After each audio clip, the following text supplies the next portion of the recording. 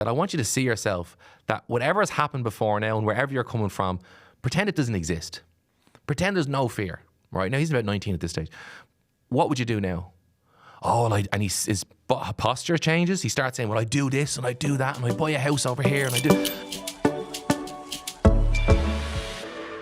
Welcome to Real Health with me, Karl Henry. Folks, in a new book titled Breakthrough, Practical Steps from Moving from Stuck to Unstoppable, author Mark Fennell gives the reader the tools they need to shift their thinking and find motivation. I'm delighted to say that I'm joined by the self-development expert, high-performance coach, mentor, and now author, Mark Fennell. Mark, thank you so much for coming to studio. And thanks very much for having me.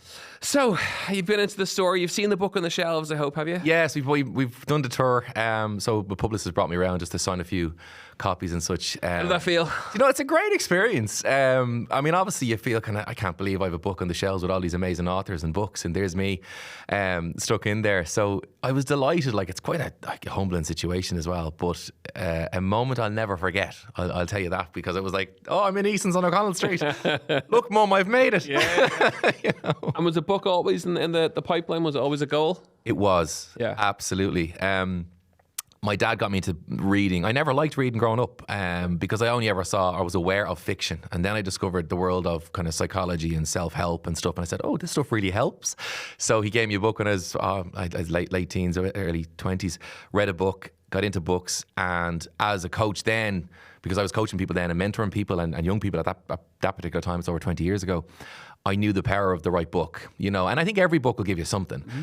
And so I always said, I really want to write a book someday. And the reason it was kind of, I suppose, a very strong passion to me, I knew I would do it, was for the simple reason I knew how books helped me, and I wanted to write a book that I didn't have. And I said, what if I had this knowledge back then? Because when you're working with so many people, you get to see patterns and you get to see things like yourself. You get to see things that you know works and what doesn't work. And I said, I'm going to package this in a book one day. And then when Gil reached out and said, we'd like to, you know, be interested in, would you write a book? And I said, absolutely. I know what I'm talking about. Done. I was already there. Oh, well, that clarity is important. You say that in the book, don't you? That at the beginning of a journey or a goal, it's important to have that clarity. Yeah. And it all starts with the assessment of kind of how you are and asking yourself that question, doesn't it? Yeah, I start there because, you know, I suppose, look, a lot of people say, how's it going? But we never listen for an answer, and that's just the way we are, right? But sometimes you need to ask yourself, well, how is it actually going? Am I happy where it's at? And so forth. Now, I'm sure we'll all kind of pick things about life that we're not happy with. That's fine. But overall, on the kind of, 30,000 foot view of life, are we more predominantly happy, or are we more predominantly feeling down, or maybe just not motivated or whatever? So the whole point in the book starts there. It says, how are you really? And that's what I'll always say to a client. Sometimes we need to ask ourselves that question and give ourselves a truly honest answer. And it's only then can we seek out to make something, I suppose, positive change. But if we never ask ourselves the question, we can coast for a very long time and leave it all under the carpet and never find change or resolve. It's good to ask yourself how you're doing. And that comes from my own personal experience when I burnt out. I was not checking in on myself, and I was busy doing what I loved. You know, no one was forcing me to work all these hours. I was loving what I was doing. But for a very long time, I was working 6 days a week and sometimes 7, not really stopping to take stock. And myself and my wife were in the business together. So we were both working away. And then one time I basically just burnt out, and I realized, I should have stopped a lot sooner and asked, well, how are things? I'm loving what I'm doing, but how's the balance in life? That should have been a question. It's not just checking in at the start of a journey or the start of a change or setting a goal. Yeah. It's that consistent check-in with yourself. It is. And it's not something that you necessarily, have to go out and get a journal every day or whatever. It's not necessarily that. It's just making sure that, like a company checks every quarter, how are things going? We need to do that with ourselves. And it's incredible when you start to view your life, for example, in 12 weeks as opposed to 12 months. You start to really see what's important and what's not. Because if you don't do it in 12 weeks, you'll never do it. And so I think it's merely just checking in on ourselves like that. It is good to set goals, but it's also good to have the flexibility that they may not be on the right timing, and goalposts do move.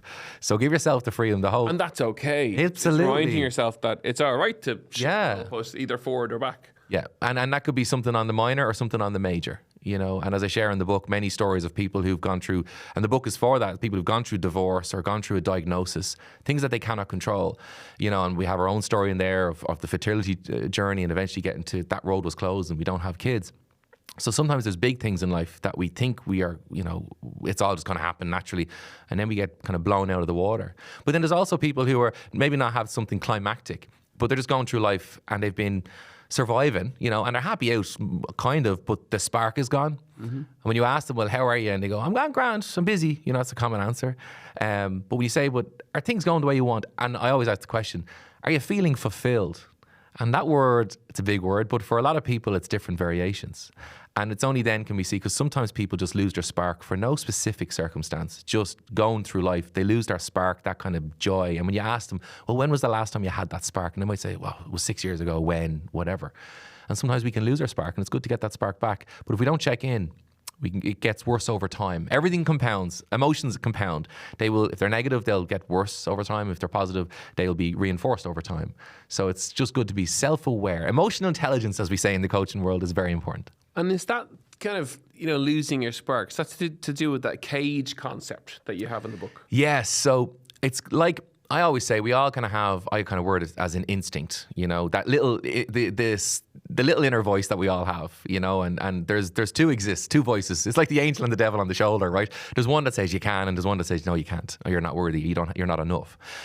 And the cage sometimes is when we're going through life, but there's like having a limitation on us. And I use the cage because I always say, well, a lion can be, or a tiger is brought up in a cage their whole life. But there's a reason there's a lock on that door. Because if you let that lion or tiger out of that cage, its instinct kicks in and you now become dinner. So my point was that sometimes though our life can be like a cage where we're going through life and we're not letting that, what we really want to happen in life or pursue in life. We need to sometimes open the cage. Now that can be anxiety holding someone back. It can be fear holding someone back. It can be lack of self-esteem. There's many reasons. It can be because I had a difficult childhood. It can be come from a broken home. It can be from where you come from. Sometimes people say, oh, well, people like us from there, we never turned out to be much. You know, there's all these things, these inner critic, inner narratives, as we call it. You heard that probably before, but it's like the story that we tell ourselves. And it can either work for us or it can work against us. It can either put a cage around us and our potential, or it can be opening the door and saying, we don't know what the next move is. Fear does exist, but let's just go for it anyway. And so the cage is where I start, is we start, how are you? And is there a cage in your life? Is there something holding you back? Is your instinct saying, I think there's more to this life than we're currently experiencing? And it's listening to that instinctive voice, that intuition. And having a sense of identity is important when making a change, isn't it? It is. I mean, it's a huge part of the book, and it comes into it in later chapters. But identity is how we see ourselves. It's like the person who's not happy with their weight, for example. They look in the mirror and they're not happy with their size and shape, and they're not happy. Why are they not happy? It's not because the doctor says lose weight necessarily. It's not because whatever. They're not happy because how they see themselves doesn't reflect how they see themselves internally. They go, that's not how I want to see myself. Mm-hmm. The same can happen with someone who doesn't go for a promotion because they don't see themselves as being able for that position. And so imposter syndrome, they hold themselves back. So how we see ourselves, when I talk about identity, I mean in that way, because a lot of us go through life kind of reactive. And what that means is we wake up that morning and we react to whatever stimulus comes our way. And we're reactive. But how often do we actually take control and say, so this is what I'm going to do today and this is who I am? And it's not in anything like great or climactic or this big, this is who I am world. It's not like that. It's more saying, I'm just to make sure that what I'm pursuing overall in life, the values and the things that I value in life are being, should we say, acknowledged, that I'm leaning into them. And that, you might have something that you're working on that you only get to do maybe 1 hour a week, but that's great. You're getting to do it. Sometimes we just put a lot of things off because of that cage. And sometimes we don't see ourselves as worthy of it, able of it, or we sometimes see ourselves less than. So many people, because when I started originally, I was a youth worker basically, and I worked with teenagers and young adults who would be in the inner city, and they came from tough backgrounds. And one guy individual, this is kind of how I got into the coaching altogether, but I said, so what is that? We were doing like a career chat, and he used to work very hands-on, and I'm very practical. And I said, so what is that you want to do? And he said, well, my mum just says, my ma says if I live beyond 21, she'll be happy.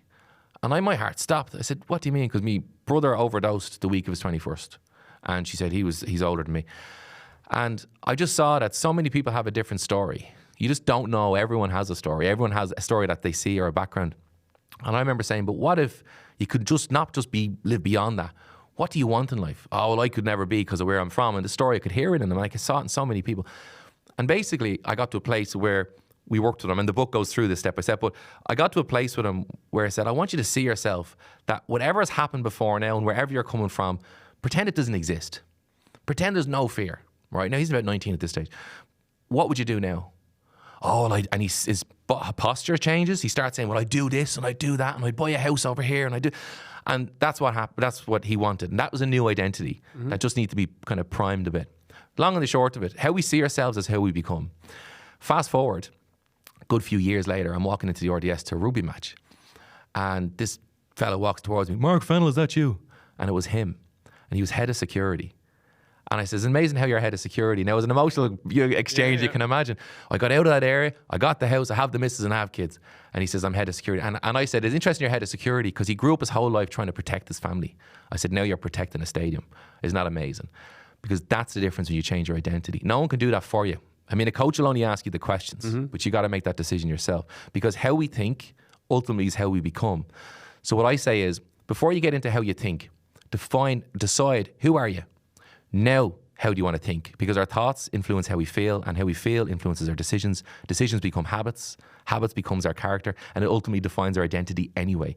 So either way, you're working on who you are, whether you consciously or subconsciously decide that. So that's sitting down, pen, paper. Yeah, anything. And mapping it out and putting in the Wcpt principles. I start with that. Well, yeah, my goodness. You've done your homework on the book. But WCP, basically the W is your why. You know, what motivates you? You know, if someone says, oh, well, I'm motivated to make loads of money and whatever, well, we'll see how fulfilled you are when you get there, you know, or even close to it. You might even be more frustrated than anything. So the W is your why. And that's so important. And we unbox that. C is your capacity. Do you actually believe you have the capability to go after this? Because a lot of people don't. They think I'm less than, I'm not enough, or I don't have what it takes. So the C is capacity. P is for positioning. Very important. Who are the people around you? You know, show me your friends, show you your future. You know, you've heard that. We've all heard that before. But generally speaking, we will become like, or are highly influenced by the people who are closest to us. And then T is time. What do you do then for people listening in who hear that and hear that all the time and they're like, yeah, but like, you know. Can't change my family, you know, can't change this, can't use that. My girlfriend is whatever, or my husband is whatever, or...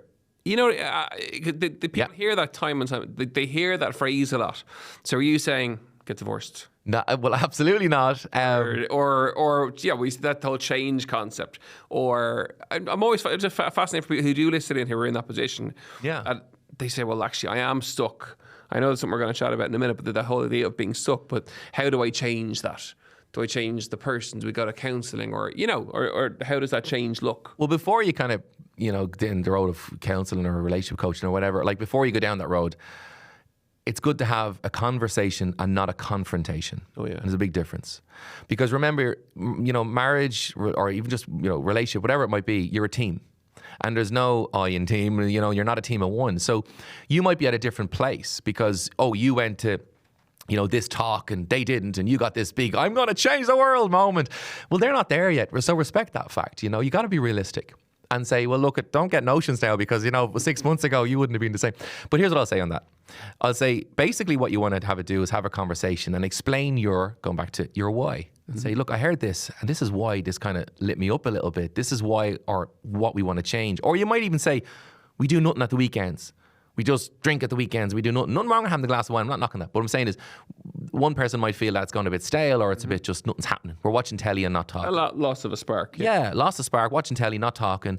And they might say, but I love what we have. So always go back to when the spark was there, if it's a relationship, or what excites you about the relationship. And it doesn't mean that there's anything wrong with them, because that's what you don't want to do, is the condemning, I know better and you don't.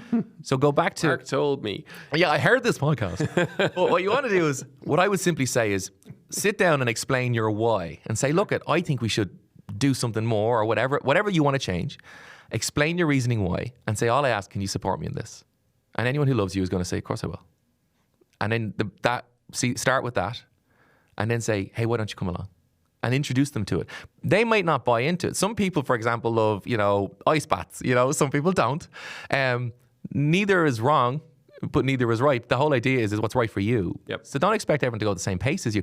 And that's how you start. You say, all I need is your support for now, and see where it goes. They may buy in, they may not. But look, differences attract, and maybe that you're the highly motivational one. Maybe that's the difference. But it's a beautiful thing, because you don't want everyone to be like you either. Because you're both like, you're highly motivational. That can not be good too. That is for opposites attract. Yeah, exactly. But like being stuck is a thing, isn't it? And there are different types of stuck. Yeah, for sure. It's not just the one stuck. There are types of being stuck. Yeah. I mean, there's very different. Some people are stuck because of something, divorce, diagnosis, something blew them out of the water, right? Some people are stuck because they were going along, happy as Larry, and then they got some news. And now life is different. That was kind of my scenario. And then there's the other type of people who go through life and there's nothing climactic. It's just they're going through life, as I say, and they've just found themselves a bit stuck. It's one of the most common questions I get asked, and hence that's kind of where I came up with the book. But when people message me on Instagram or whatever, or email me, it's one of the most, I just feel stuck is kind of where they go. They don't even know what they're looking for. They just don't like where they're at. So that's stuck. And stuck is when you don't really know what the solutions might be. You might have some ideas, but you're not really sure. So we can all find ourselves stuck for many different reasons. But the first step is admit that I feel a bit stuck. I'm not fully happy. Let me try and figure this out. Okay, so it's taking ownership of it. You got to. You own the fact that I am stuck. Things are a bit shit. Yeah. And there's no wrong in that. Yeah. In fact, you're now wiser the fact that you're opening up and being honest about it. I think the worst thing is to be naive and say, I'm stuck and not happy, but I'll settle. You know, I see it, like I talk about it, about relationships, in that there was a person, a woman, she was going out with a guy who was narcissistic, and it was horrendous. And when she came on the Zoom to me first, she had trying to conceal with makeup her black eye. You know, he got to the level of violence because he tried to control her. And if she ever pushed back, she knew about it. But when she was playing ball, he was like, he'd give her, you know, spoil her rotten, you know.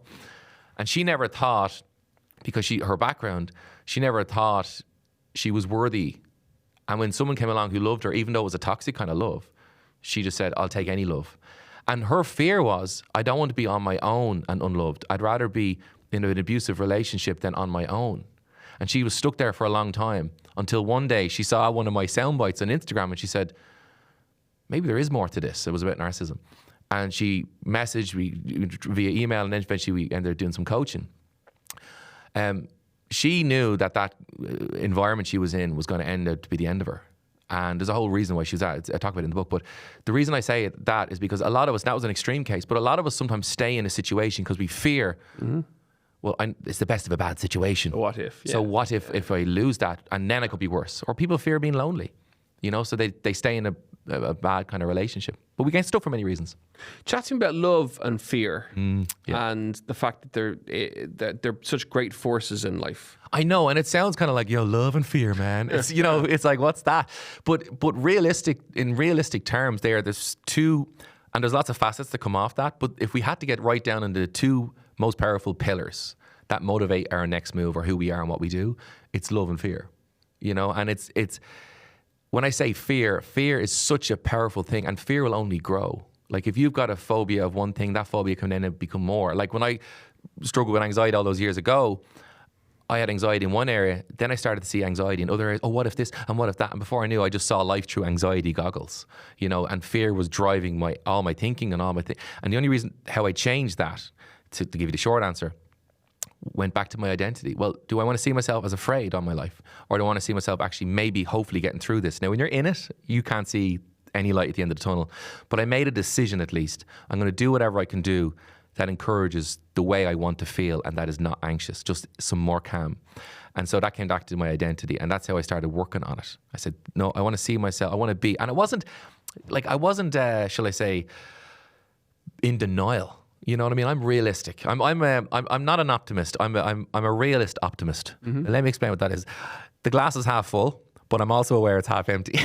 So, you know, so for me, what happened was I just saw and said, well, I'm going to do all I can do. That's the things that I can control. Oh yeah, control your controllable. You know, and just make the decision that I'll lean into what I can control and see where that takes me. But don't give up, because the day I say I'm reactive, I just can't control anything in life, I'll see anxiety will fuel me. So fear is powerful, and anxiety is basically a reaction to fear, the what ifs. But love was ultimately the game changer, because I said, I want my family to not have to be supporting me and looking after me, because they were concerned for me, you know, and I lost 2 stone in weight. I was a completely different person. It was the worst thing, but also the best thing that ever happened. But that love for not giving up. I think sometimes hope is a sense of love of life. And I just said, I'm just going to hold on to hope. I read a book, Viktor Frankl, Man's Search for Meaning. Oh yeah. We've all read it, I'm sure. Yeah. And he says in it, between the stimulus and our reaction, there's a void, and it's called choice. And obviously he was a psychologist in Auschwitz, and he saw, you know, the darkest of times. And I remember reading that, and I remember saying to myself, you know what? I can't change the stimulus or what comes at me.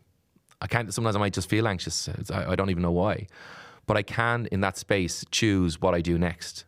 So I can't change what comes at me, but I can change how I respond. And I used to say, well, okay, I'll accept that feeling, but I'm going to do this to deal. So I would always process it. Don't try and put your feelings under a rug, because you got to process them. So I'd always process and then move on from it and start leaning towards. So it was a love that motivated me. I think hope is a form of love, you know, self-love, if we call it. It's just not giving up. And isn't that kind of love? So that's why I say love and fear are two most powerful things. And you could have a lot of conversation about those two powerful forces, I think, anyway. Absolutely.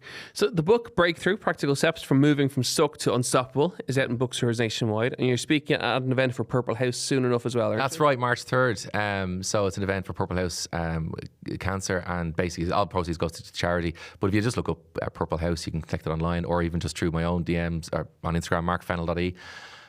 You can get it there should be a good event. Amazing. The very best of luck with the book, and good luck with the event. It's been great to have you in studio. I've been meaning to get you in for a long, long time. Your content's brilliant, and the very best of luck with the book. Really hope it goes well. Thank you for having me. Really hope you enjoyed today's episode of Real Health with me, Karl Henry. Tips, tools, tricks, and lots of content there for you to use and try over the course of the next 7 days or so. And as ever, we're back next week for more Real Health. Slán go fóill.